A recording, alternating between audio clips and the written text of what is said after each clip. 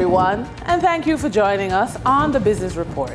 I'm Janice Williams, your guide to the latest happenings in the world of business.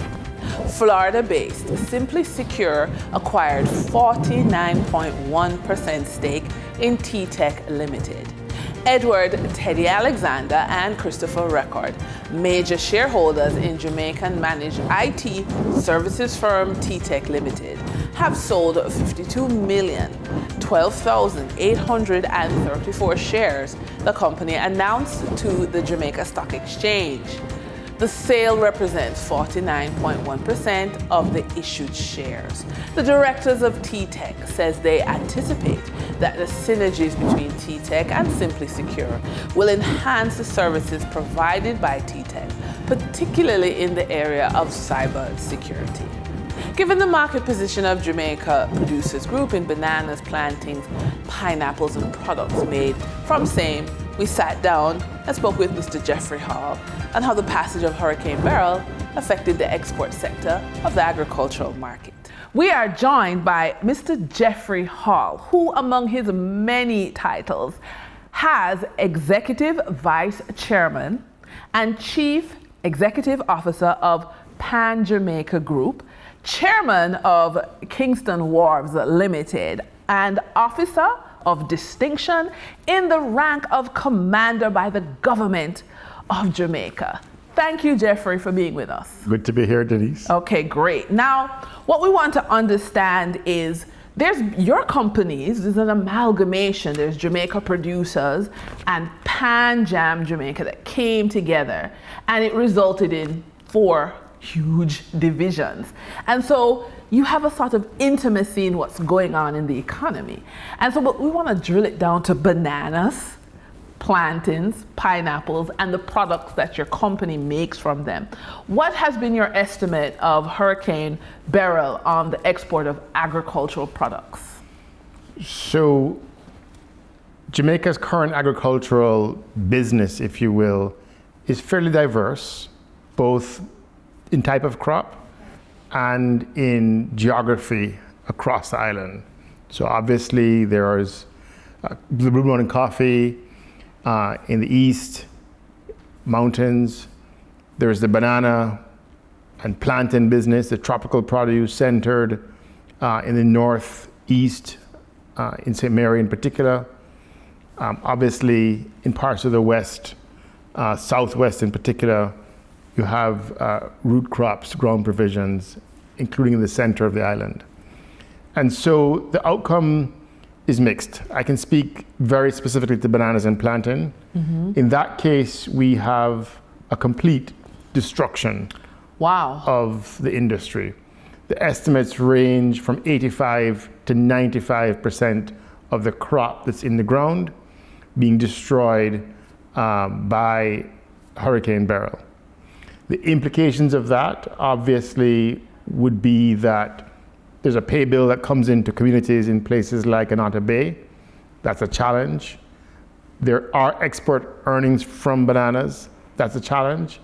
But the single largest thing is really the revenue loss and the reconstruction required to put the business back together.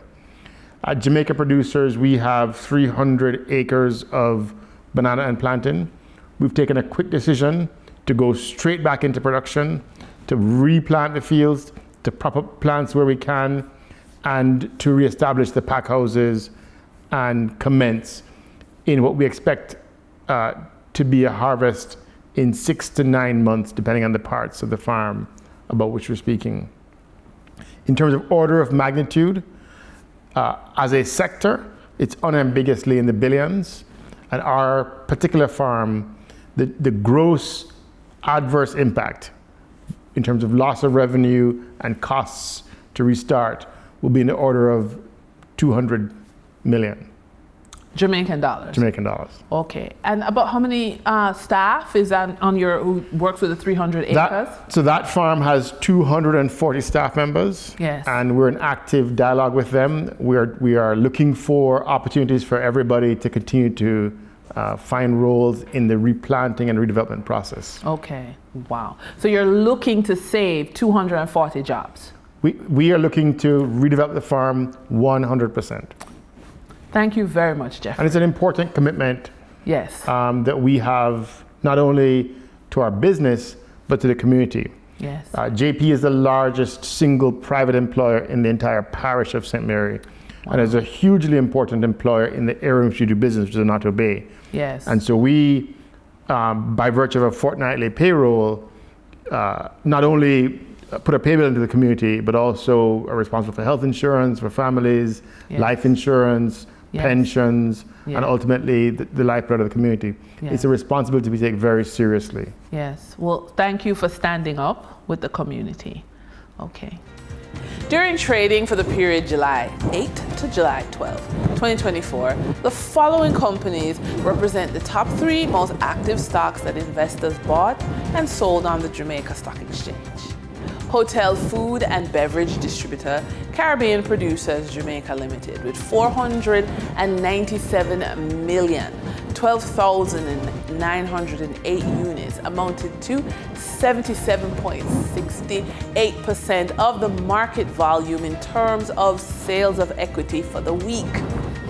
Technology support provider T-Tech Limited with 52,061,614 units amounted to 8.14% of the market volume in terms of sales of equities for the week. Alternative energy provider Wigton Wind Farm Limited ordinary shares with 18,266,842 units amounted to 2.8% of the market volume in terms of sales of equities for the week. Over on the Twin Island Republic of Trinidad and Tobago Stock Exchange, trading on July 12, 2024, registered a volume of 373,457 shares crossing the floor of the exchange, valued at $11,697,867 Trinidad and Tobago dollars and 61 cents. ANSA Macaw Limited was the volume leader with 137,138 shares changing hands for a value of $8,708,263 Trinidad and Tobago dollars, followed by First Caribbean International Bank Limited with a volume of 105,256 shares being traded at $740,797 Trinidad and Tobago dollars and 80 cents. Moving from the money moves of investors, executives, and companies on the regional stock markets, we turn to the Forex market. On July 12, 2024, the Bank of Jamaica reported that US $45.2 million was bought from Forex traders, while US $48.5 million was sold to Forex traders.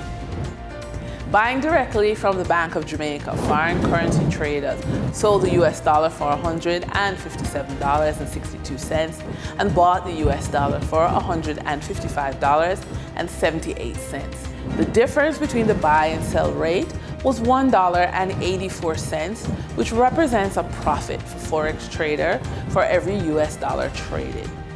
Canadian Forex traders earned a trading profit of 61 cents from transactions with the Bank of Jamaica. The Canadian dollar was sold at $115.66 and bought for $115.05. For traders looking at the British pound, they pocketed a profit of $6.89, selling it for $203.58 and buying it for $196.69. For our credit report tip of the day, many persons use the summer months to migrate to a new country, which is an exciting yet challenging journey. One of the key factors that can ease this transition is having a strong credit score. A good credit score can help you secure a rental property more easily in your new country. Landlords in other jurisdictions often check credit scores to assess the reliability of potential tenants. And with that, we wrap up today's business report. I'm Denise Williams. Appreciate your company. Stay well informed, stay ahead of the curve. Until our next update, take care.